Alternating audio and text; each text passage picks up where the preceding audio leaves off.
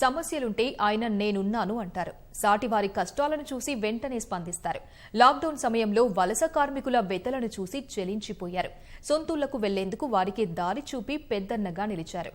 తాజాగా చిత్తూరు రైతు ఇంటికి ట్రాక్టర్ పంపి తన సేవా హృదయానికి హద్దులు లేవంటూ అందరినీ ఆశ్చర్యపరిచారు. అందుకే తన సేవా తాత్పరత, ఉదార స్వభావంతో అందరినీ ఆలోచింపజేస్తున్న సినీ విలన్, నిజ జీవిత హీరో సోనూ సూద్ అంతరంగాన్ని ఈటీవీ భారత్ తెరిచి చూసే ప్రయత్నం చేసింది. సోనూ సూద్ సేవకు స్ఫూర్తి ఎవరు? చిత్తూరు రైతుకు ఆయన ట్రాక్టర్ పంపడానికి కారణమేంటి? కరోనా కాలంలో ఆయన ఏం చేస్తున్నారు? సోనూ నటించే కొత్త సినిమాలేంటి? ఇలాంటి ఆసక్తికర విషయాలను సోనూ సూద్ ఈటీవీ ముఖాముఖిలో పంచుకున్నారు. देवदूत, गरीबों के मसीहा या वन मैन आर्मी। जी हां, मैं बात कर रहा हूं सोनू सूद की।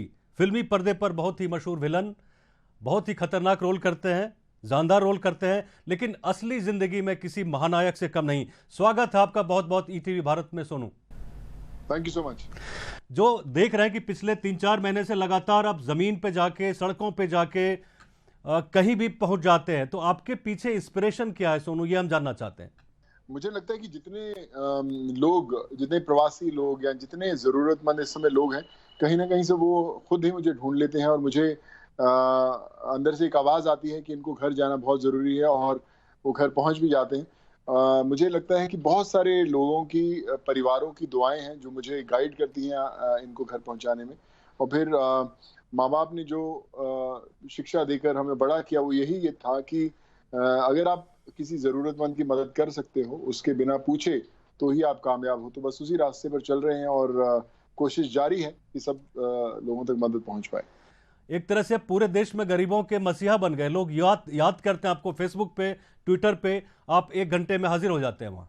मुझे लगता है कि जब आप पर कोई एक गुहार लगाता है काम की, आपके पास आता है, तो उसको उसका जवाब मिलना बहुत जरूरी है, क्योंकि बहुत सारी अपेक्षा लेकर आपके पास आता है, बहुत उसे विश्वास होता है कि आप उस तक पहुंचेंगे और उसकी मदद करेंगे। तो इसलिए पहुंचना बहुत जरूरी है। मैं कोशिश करता हूं कि हर किसी तक पहुंच पाऊं। बहुत लोग मिस भी हो जाते होंगे, बहुत लोगों तक पहुंच भी नहीं पाता हूंगा, लेकिन कोशिश यही रहती है कि सब लोगों तक पहुंचकर उन्हें उनकी मंजिल तक पहुंचाया जाए या जो भी उनकी प्रॉब्लम है उनको सॉल्व किया जाए। तो इसलिए मुझे लगता है कि ऊपर में कोई भगवान की कोई फोर्स है, कोई जुनून है उनका दिया हुआ, जो मुझे हमेशा आगे रखता है। सोनू भाई, ये चीज़ मुझे याद है कि आप पंजाब से आते हैं, आपके पिताजी लंगर भी चलाते हैं। कहीं ये पंजाब का संस्कार तो नहीं है, जो सेवा है, एक जो भाव रहता है दिल में, एक पंजाब में वो खुद ही जागृत हो जाता है कि लोगों की सेवा हमें करनी है, चाहे मैं दुख में रहूं, लेकिन लोगों की सेवा करनी है। बिल्कुल। मेरे फादर, जैसे मैंने बोला कि उनकी कपड़े की शॉप थी और अभी भी है वहां पर। पापा तो नहीं रहे, लेकिन उन्होंने हमेशा लंगर लगाया, हर हफ्ते फ्री में खाना खिलाते थे बहुत सारे लोगों को, और हम लोग वो देख देख के बड़े हुए हैं। मदर पढ़ाते रहते थे बच्चों को, वो देखकर बड़े हुए हैं, और वो जो प्रेरणा उनसे मिलती रही। आंध्र प्रदेश में यहाँ की जो स्थिति थी, उसमें 2 लड़कियां हल खींच रही थी, और जो स्थिति थी उसको देख के पूरे देश में एक संदेश गया कि अपने देश में हो क्या रहा है। फिर अचानक ही आपका मैसेज आता है कि नहीं, हम आपको पहले बैल देंगे, फिर बाद में पता चला कि अब ट्रैक्टर दे रहे हैं। बिल्कुल।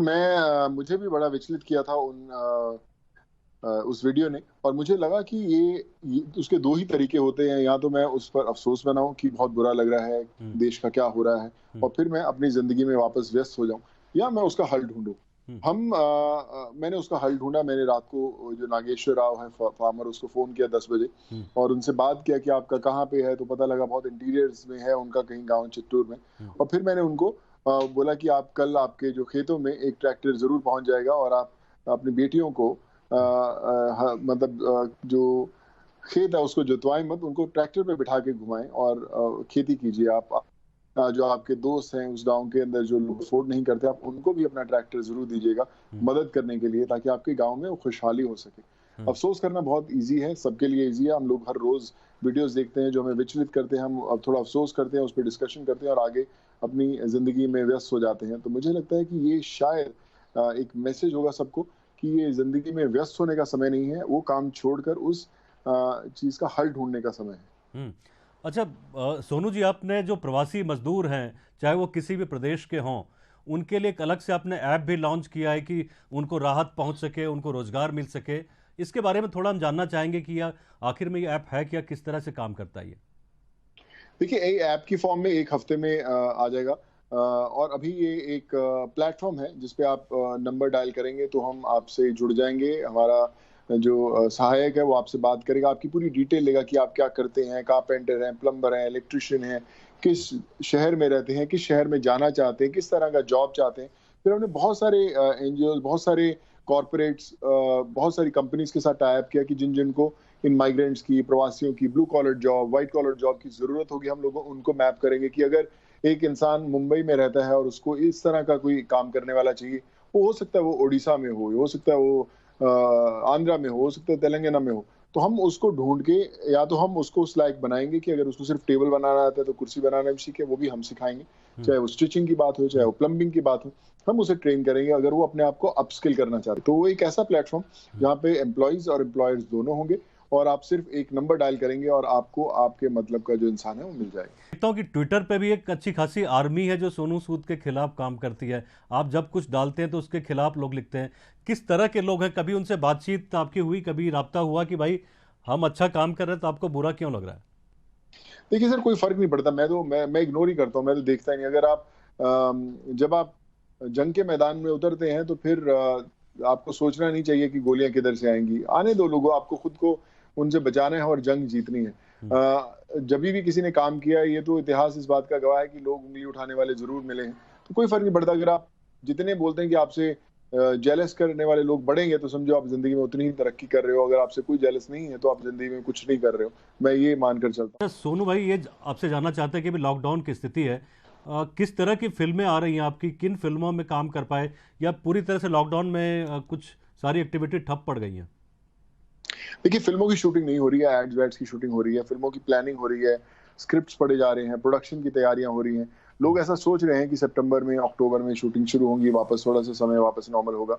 और उसी की सब लोग तैयारी कर रहे हैं कि जल्द से जल्द सब नॉर्मल हो, हम लोग वापस काम पे जाएं, सब लोगों को काम मिल सके, इंडस्ट्री के जूनियर आर्टिस्ट हो, लाइटमैन हो, स्पॉट बॉयज हो, सब लोग व्यस्त हो सके और उनकी जो जिंदगी है वापस सही ढंग से शुरू हो सके, उसी की कोशिश में लगे हुए हैं। अच्छा, कोई बड़े बैनर की फिल्म आ रही हो जो ऑलरेडी निर्माणाधीन हो, ऑलरेडी वो बन रही हो, इस तरह की कोई फिल्म जिसका आप जिक्र करना चाहेंगे? मैं देखिए यशराज की फिल्म कर रहा हूँ, पृथ्वीराज, मैं और अक्षय हैं उसमें। ऑलरेडी उसका एक लास्ट शेड्यूल बचा हुआ था। हाँ। तेलुगु में मैं चिरंजीवी गारू के साथ फिल्म कर रहा हूँ, आचार्य, उसकी शूटिंग चालू है। शिवा सर है डायरेक्टर उसके। एक श्रीनिवास जो सीनू है कंदरीगा वाले, उनकी एक फिल्म चालू है जो खत्म होने बेलमकुंडा सुरेश है उसके प्रोड्यूसर। तो फिल्में तो बहुत आ रही हैं, नई भी बहुत सारी फिल्में आई हैं मेरे पास। अभी मैं स्क्रिप्ट पढ़ नहीं पाया क्योंकि समय नहीं मिलता मुझे, लेकिन रोल्स में बदलाव आया है, लोगों की अप्रोच में बदलाव आया है, और जो आगे वाली फिल्में आएंगी उसके अंदर एक नया बदलाव आएगा। अच्छा, इस कोरोना काल में आपका एक्सरसाइज और बच्चे की पढ़ाई कैसे चल रही है? अच्छा, और अगर बच्चे तो लगे हुए हैं ऑनलाइन क्लासेस में, एक्सरसाइज मैं कर रहा हूँ। अभी मैंने एक्सरसाइज खत्म करके ही मैं आपके बात करने में आया, लेकिन मैं निकाल लेता हूँ, आधा पौना घंटा जरूर निकालता हूँ, ताकि मैक्सिमम टाइम मैं बाहर रहता हूँ। मैक्सिमम टाइम बाहर रहते हैं काम के लिए, बट एक्सरसाइज भी कर ही लेता हूँ मैं। तो बच्चे की पढ़ाई में कुछ हेल्प कर रहे हैं कि नहीं? वो आजकल बच्चे हमसे ज्यादा स्मार्ट है सर। ऑनलाइन क्लासेस होती हैं, टीचर से कैसे बातचीत करनी है, क्या करना है, तो वो करते हैं। पर अगर उनसे मेरे से कुछ सवाल पूछे तो मैं उनकी जरूर हेल्प करता हूँ। अच्छा, एक आखिरी सवाल आपसे, यही बहुत ही सीरियस नोट पे, कि ये कोरोना का जो समय है ये काफ़ी एक गंभीर समय है और बहुत जल्दी खत्म भी नहीं होने वाला है, तो लोगों के लिए आप क्या संदेश देना चाहेंगे उन लोगों के लिए? देखिए, मैं सबसे यही कहना चाहूंगा कि ये समय हमको और मजबूत बनाएगा। लोग बोलते हैं कि यार पता नहीं क्या होगा, दुनिया खत्म हो जाएगी, कुछ नहीं होगा। मैं कहता हूँ ये दुनिया और बेहतर होगी। लोग जो इतने महीने कुछ काम नहीं कर पाए, उनके अंदर एक अलग जोश होगा, एक जुनून होगा बाहर निकल के और करने का, कि जो हमने समय खोया है, 4-6 महीने खोए हैं, हम वापस इसको कैसे लेकर आए। तो आप थोड़ा सा धैर्य रखिए, कुछ ना कुछ करते रहिए, व्यस्त रखिए अपने आप को। आपके लिए नहीं, पूरी दुनिया में सबके लिए मुश्किल समय है। सब लोग जूझ रहे हैं, रेंटर्स की प्रॉब्लम है, जॉब्स की प्रॉब्लम है, लेकिन आपको जो आपने कभी नहीं जिंदगी में किया वो करने की कोशिश कीजिए। एक ऐसा, अगर आप जॉब करते थे और आपका जॉब निकल गया, कुछ ऑनलाइन करने की कोशिश कीजिए, कुछ नया डिस्कवर करने की कोशिश कीजिए, अपने खर्चे कम कर दीजिए, कुछ ना कुछ इस तरह के कीजिए ताकि आप सर्वाइव हो सके। लेकिन जब ये समय खत्म होने के बाद वापस शुरू होगा, मैं आपको वादा करता हूँ कि ये पहले से बेहतर समय होगा।